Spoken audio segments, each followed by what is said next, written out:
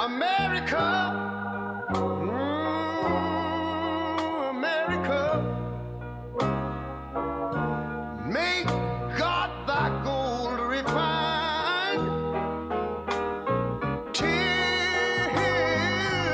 all success be nobleness and ever again divine. And you know, when I was in school, we used to sing it something like this. Listen here. Oh, beautiful, vast, spacious skies. Hello and welcome back to Wayland Weekly Buzz. I'm your host, Ken Isaacson. This week our topic is the vaping emergency. All 50 states have now imposed age restrictions on the purchase of e-cigarette products. In Massachusetts, the legal age is 18. That was until our governor recently imposed a 4-month ban on all vaping products, lasting until January 25th, 2020. The order follows reports nationwide of hundreds of serious lung ailments and at least 7 deaths attributable to vaping, along with increased use of these products by school-age youth. The Mass Department of Health is relying on local health departments to assist with enforcement of the ban. Tonight's program is about what users should know about vaping, the risks, reasons for the statewide ban, and upcoming educational sessions. We'll be joined by Wayland Board of Health Director Julia Jungans and Director of Youth and Family Services Jason Verhusky.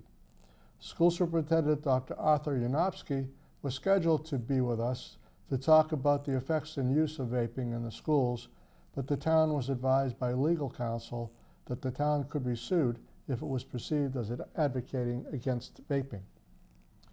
Now, before we get to the government reports, I want to make a special announcement. The Buzz wants to add a third host to our show.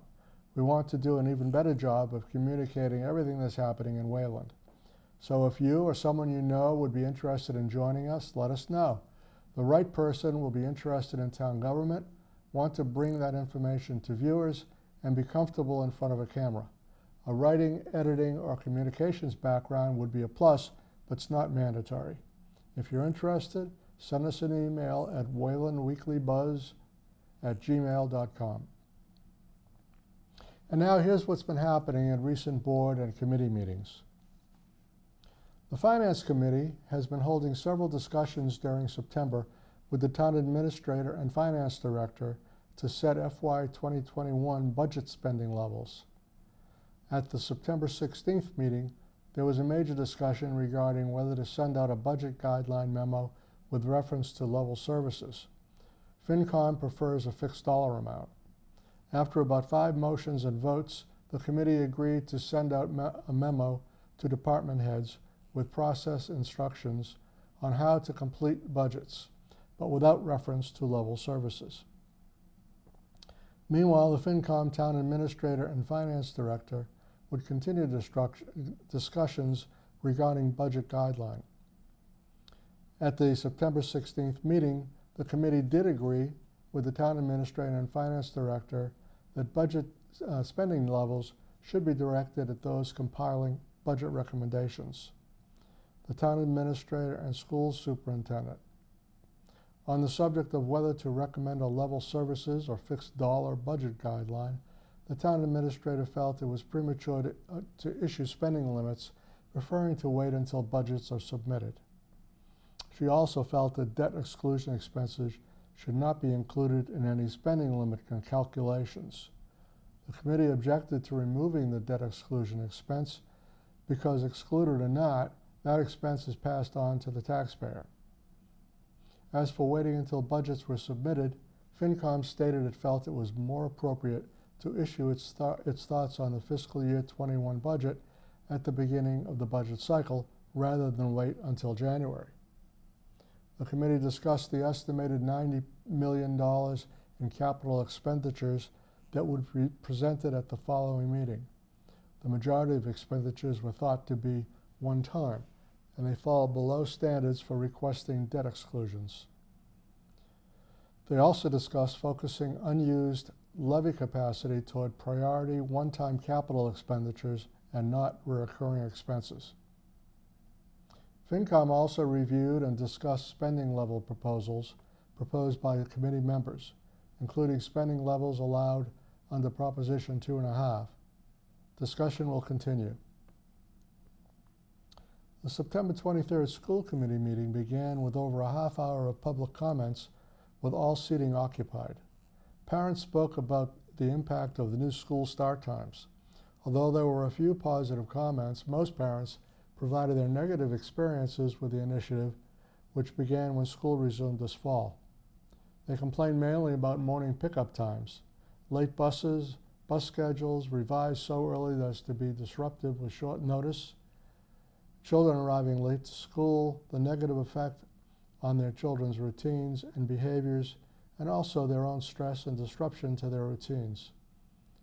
They spoke of unsafe traffic conditions at Happy Hollow and Clayport schools and difficulty with some younger children dealing with the early wake-up times, some falling asleep in school. Superintendent Unopsky responded to the concerns, saying that the school department was working hard to research the issues and solve the problems. He acknowledged that the planners had not anticipated the large increase in traffic that has developed from more parents taking their kids to school by car. About 150 or so more children are arriving by car versus buses, greatly contributing to the traffic issues. He believes much of the issues will resolve in the next several weeks as everyone becomes more familiar with the new schedules and routines, but that the department will continue to work diligently. Two other issues were brought up during public comment. First, the unexplained absence of the Happy Hollow principal since the beginning of the school year. Parents wanted to know why she's absent. They feel the void and expressed their frustration, even though they acknowledged that the assistant principal was working hard to fill in. The superintendent said that he could not provide a direct answer about her absence for privacy reasons, and said they are working to resolve that situation as well. The last issue raised was the new policy of not returning math tests. The math department chair is presenting on that subject to the school committee on Monday, October 7th. We'll report on that discussion next week on The Buzz. The planning board met on September 24th.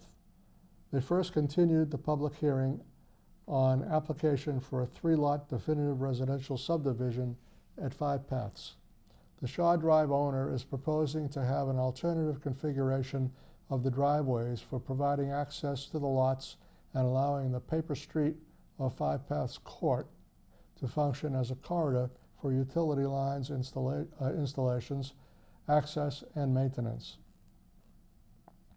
Then they continued to discuss the application for site plan review and approval for Alta, the River's Edge development at the end of town on Route 20. It's the developer's right to petition for a variance, and they're working on addressing the planning board's issues. As first reported by Wayland Voters Network on September 28th, the new plan calls for 218 units rather than 190 units originally approved. Based on the new census projections for 2020 and the number of units that have been added over the last 10 years in home development, the town recommended the increase to bolster its defense against unfriendly future 40B housing developments. As it stands today, the town has yet to meet its 10% affordable housing requirements to accomplish this, although we're very close. The town has a safe harbor status for Cascade with 60 units, but is only good for 1 year. Adding an additional 28 units at River's Edge would improve the ability to achieve and exceed the 10% level. Changes contemplated include the addition of a 4th story to part of the development at the rear, away from Route 20, and there would be now 3 buildings rather than 2. Town planner Saki Sarkeesian says the developer is on board with these changes and it does not require a town meeting vote, because all the changes can be accomplished by variances. We'll see if all the overseeing town boards are in agreement.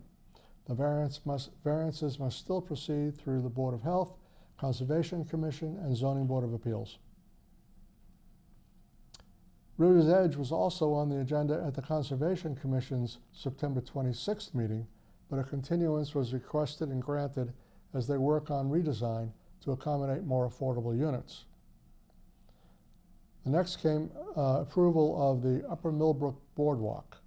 This is an Eagle Scout project to build a proper boardwalk at that location, which is currently a piece of wood across a muddy terrain. A remnant wood will be used for the project. The owners at 215 Gleason Lane presented a request for determination regarding a stream on their property. They requested delisting of the stream from perennial to intermittent. They say they have no current plans for development of the 11-acre property. The Wayland Police Department has announced the beginning of its Citizens Police Academy. The first program began on October 1st, and it runs on Tuesdays through November 19th from 7 p.m. to 9 p.m. at the Public Safety Building, so there's still time to sign up. It's open to residents and business owners unless you're a convicted felon. Among other experiences, class members will ride with a police officer during their shift and visit the Weston Shooters Club in Weston. Contact the Wayland Police Department for more information or visit our website, wacom.tv/buzz. Finally, a correction regarding open meeting law mediation between the town boards and the state last week. I incorrectly reported that it was state mandated. Actually, the town administrator and selectmen on behalf of the town requested the mediation regarding multiple open meeting law complaints. This is a new option offered by the Attorney General's office and was not state ordered. However, they are still arranging a start time. And those are our committee reports. Hello, everyone, and welcome back to Wayland Weekly Buzz. I'm your host, Ken Isaacson. This week, our topic is the vaping emergency. You've probably heard of that. All 50 states now have imposed age restrictions on the purchase of e-cigarette products. In Wayland, the legal age is 21. That was until our governor recently imposed a 4-month ban on all vaping products lasting until January 25th, 2020. The Mass Department of Health is relying on local health departments to assist with enforcement of the ban. Tonight's program is about what users should know about vaping, the risks, reasons for the statewide ban, and upcoming educational sessions about it. I'm joined by Wayland Board of Health Director Julia Jungens and Director of Youth and Family Services Jason Verhusky. And as I mentioned earlier, School Superintendent Arthur Yanofsky will not be with us to talk about the effects and use of vaping in the schools because apparently the town was advised by legal counsel that it could be sued if it was perceived as advocating against vaping. So let's start with what I'd like to call Vaping 101. What exactly is vaping? Sure. So vaping, Ken, is basically the process of taking an e-liquid, which is either made from polyethylene glycol or vegetable glycol or various other products, depending on whether it's a nicotine or cannabis-based vaping product. But basically taking some form of glycol or oil and then heating it through the use of a battery at that point in time to create either an aerosol or a vapor that would be inhaled into your lungs at that point in time, either delivering a vapor of nicotine and or THC or CBD or whatever product you're looking to get at that point in time. Okay. Is that the same as juuling? Juuling is a form of vaping. Is that like is that the brand name, like Correct. Kleenex is toilet is tissue? Exactly. Okay. Exactly. So what's the history of this product? So the history of vaping in the commercial aspect at this point in time goes back about 10 years at this point in time for the commercial aspect. We started to see commercially viable e-cigarettes coming out through a variety of different brands and different products that looked much more like an e-cigarette, so something more like this, where basically it's a round tube, which is composed of basically a battery section, which is what provides the electricity to actually heat a coil. The coil is in the top section, which is actually what they call a tank, which contains the e-liquid or the e-juice, which would be something like this, basically, which carries the nicotine or the THC or the CBD at that point in time. So that's not the nicotine. That's just the carrier for it. This does have nicotine in it. So this particular product is actually a cherry flavored e-liquid that contains 1.6% nicotine per milliliter. So you can get it in different strengths at that point in time. So it has a different amount of milligrams of nicotine or what other substance you're looking for. So that's a refill for that. This particular one would be a refill for a vapor product more like this, where basically you have a refillable tank where you can change the juice, change the flavor, put different things in it at that point in time from a different substance as well. Most of the commercial ones that were first available were prepackaged, like this particular e-cigarette, where basically you would buy this as a singular unit. It comes pre-charged with a set amount of the e-juice in it. And at that point in time, as mentioned, when you inhale on it, the battery would become activated. It would heat the coil, which heats the juice, which creates the aerosol or the vapor at that point in time. And then when the battery dies, it is no longer useful for the consumer at that point in time. And you just dispose of the whole entire thing. So now there's a whole range of things you can get. Exactly. So above and beyond the base level kind of cigarette-based products, there are the refillable tank-based products. This is an older one where basically this unit right here is a tank that, like I said, can be filled. It has a coil in it, which is what actually heats the product once again. So you would basically just screw that onto a rechargeable battery, so you could use this over and over again and fill it with whatever you want. There's ones like the Juul product, which this is the Juul battery. It's just a small rectangle at that point in time. It has a small charger that you would plug into a USB port, so you could basically just plop it right on there, and it's magnetic and it charges it. And then Juul sells their particular cartridges in what they call pods, which look like this. So basically this one is full of a liquid at this point in time. They just go into the battery like that, and it clicks right in. And at that point in time, if this was charged, there is a small light right there that if you tapped it, it would actually blink at you to indicate how charged it is at that point in time. But basically you would just inhale it and it activates, and you use it until the pod's done and go from there. They sold pods in a number of different flavors originally, ranging from some different fruity flavors as well as tobacco, mint, menthol. This particular one is Fruit Medley, which had a 5% strength nicotine and sold in 4 pods. Recently, 5%, let's interrupt you for a second. No problem. 5% nicotine, how does that compare to a cigarette?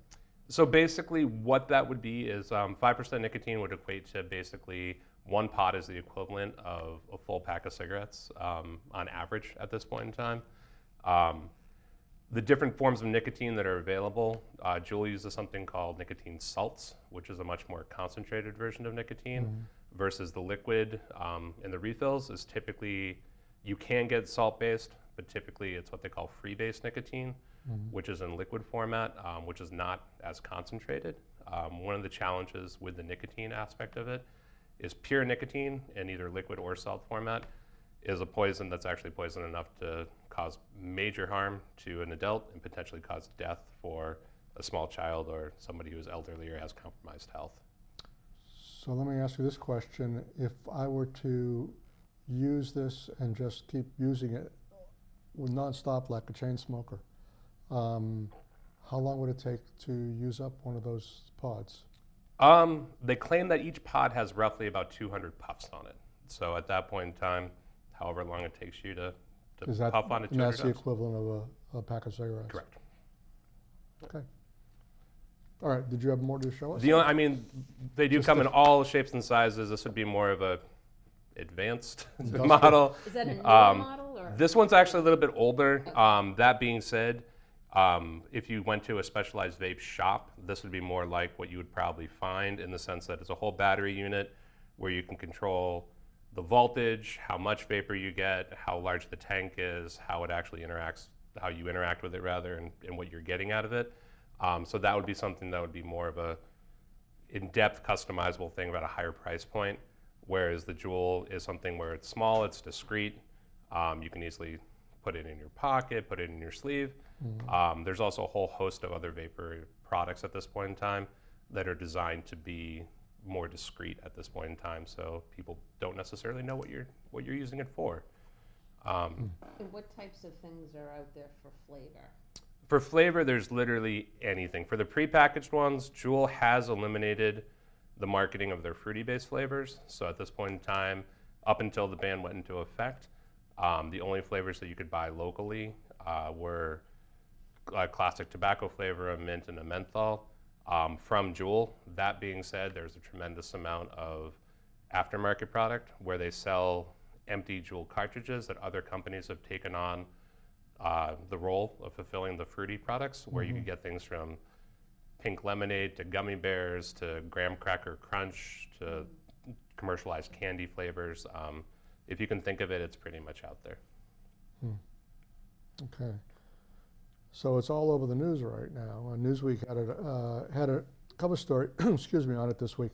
How did it become such a big issue? Well, the CDC is currently investigating multi-state outbreak of lung disease that is being reported by different states in the United States. I think we're up to probably 50 something at this point. I don't know what the current number is, but it has been going up. I believe that's just Massachusetts as well. Nationwide, the number's in the hundreds at this point in time of cases that are being investigated as far as pulmonary disease. Right. And I believe the death count associated with it at this point in time is at least 13. Yeah. Wow. So Governor Baker recently implemented a 4-month ban on all the vaping products. Tell us about that. So on September 24th, we were advised on the local level that the Department of Public Health was holding a conference call.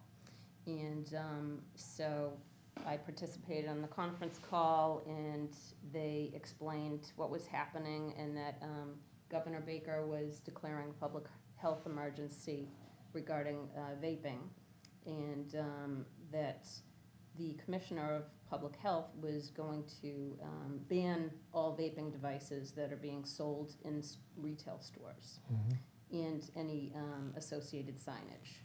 So they were asking for our help enforcing this ban, temporary ban, and they were advising us that they were communicating to these retailers that this was happening and that we would be coming out to do follow-up. So that later on that day, we got an email with numerous documents outlining the order and the emergency, and letters to retailers, drafts that we could use, and letters to local public health as well, and guidance on how to handle going to inspect these retail establishments. So the next day, we went out and inspected all our tobacco retailers in Wayland. There are 15 of them. One of them is actually not selling tobacco but has a permit. So we went to all these businesses and made sure that they pulled all the products from the shelves. What was that reaction to that? Well, To the ban, obviously. To the ban itself, I guess. Yeah. I mean, they weren't too happy about it, I imagine. There were Or is that not true? people that were not, they hadn't pulled their products yet. There were a few that hadn't pulled anything out yet when I arrived, but they were in the process of pulling them when I arrived. And Because they saw you they were coming? very, Or? well, they were they were actually very compliant. We didn't have any problems. There were people that were actually coming into the store still looking to find these products while I was there. And, I informed them that the ban was effective immediately, which was, the day before, and that we were following through with the orders that we received that night. And so, but, everyone was pretty compliant. And, I handed out paperwork that outlined the order from the governor and the emergency information, and I went over it with the staff employees, that I was meeting at these places. And also, we ended up following through with an email that included all the documents as well. So we handed it out during the inspection, explained things, made sure that they took down any signage and put up the signage that was provided by the state, which is basically, about the ban, effective September 2019, 24th, that Governor Baker had declared a public health emergency in the Commonwealth due to severe lung disease associated with the use of e-cigarettes and vaping products and the epidemic of e-cigarette use among youth. The Commissioner of Public Health has temporarily prohibited the sale and display of all vaping products and e-cigarettes until further notice. So that's the sign that is up in the stores. So it's, I read an article in the Metro West Daily News, it's in there just this week, about a store owner in Milford who was very upset about this because he had to close shop totally. That's all he sells. Yeah. So this decision by the governor seems like it wasn't very well thought out in terms of detail for people like that. Did you run into any kind of any of those kinds of feelings when you were going around to the store owners? There were a couple of people that had more products than others that were, making statements that, this is a lot of money, what's going to happen, and I just, went over things and explained, what had been happening, which was a series of events that started with the Commissioner of Public Health directing physicians to track, lung disease and report it and monitor and do surveillance in the Commonwealth. And after they had findings that were similar to what the CDC was looking at, that was when they determined that they needed to do something. And that was when the public health emergency was declared. So now all the vaping products, the legal ones, are basically quarantined and not saleable. But there must be other sources other than that. I'm assuming you can get it on the web. You can probably get it on the black market or on the street. It is banned on the internet as well. It's banned on the internet. How do you enforce that, though?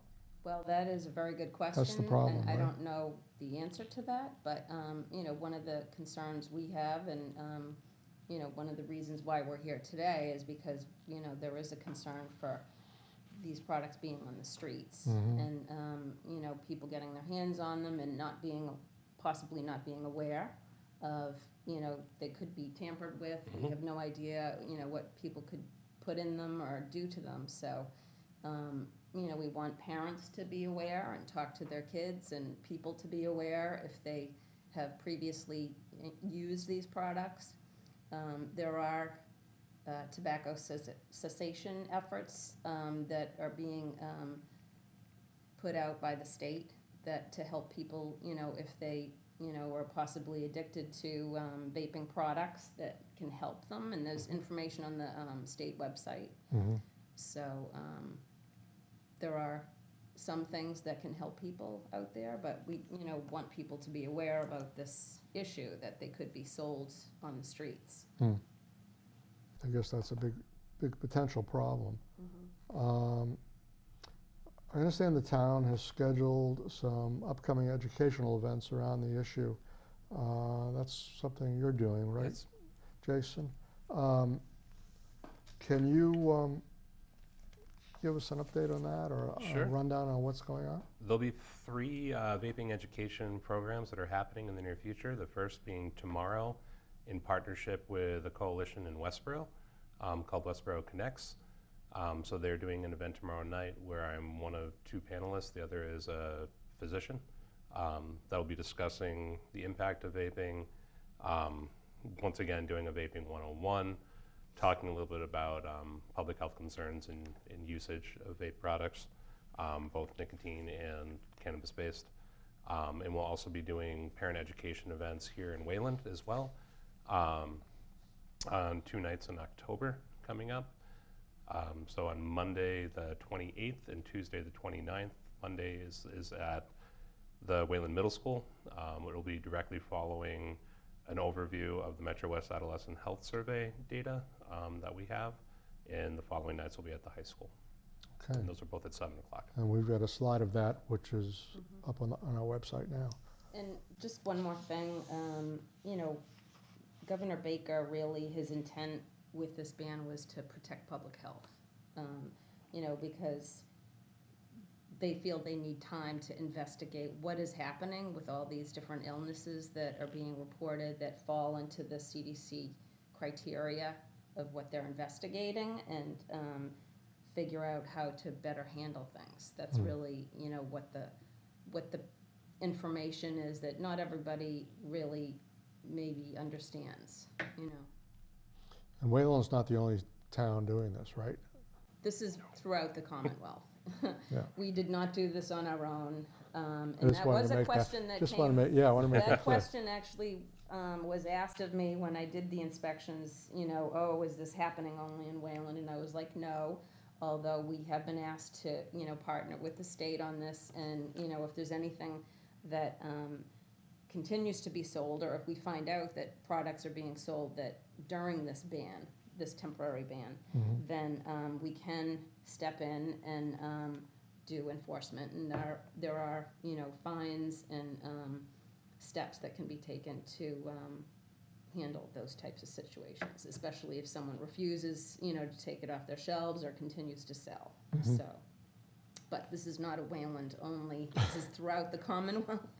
I thought we So, should make that Yeah, point clear. yeah, that's, What is being done now during this time of this ban to deal with the issue in a better way?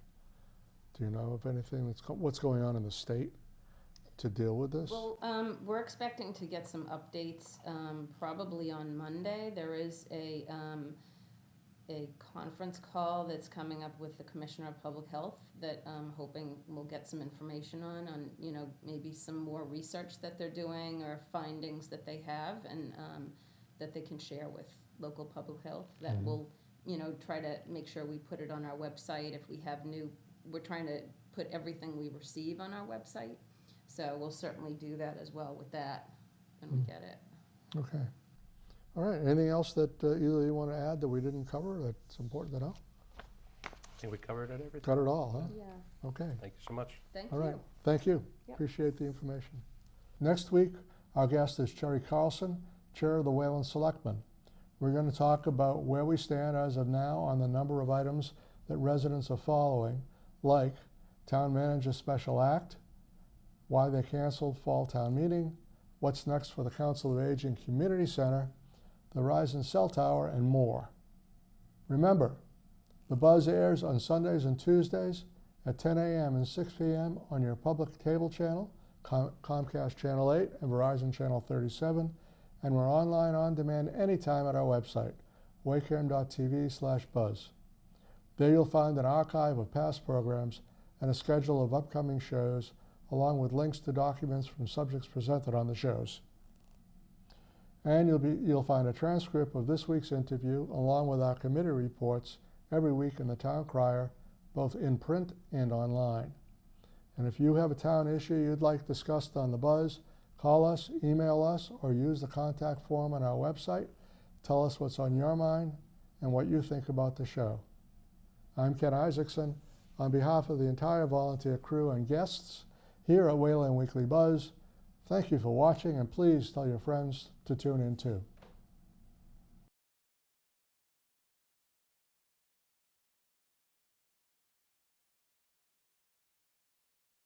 What's the buzz? Tell me what's happening. What's the buzz? Tell me what's happening. What's the buzz? Tell me what's happening. What's the buzz? Tell me what's happening. What's the buzz? Tell me what's happening. What's the buzz? Tell me what's happening. What's the buzz? Tell me what's happening. What's the buzz? Tell me what's happening. What should you want to know?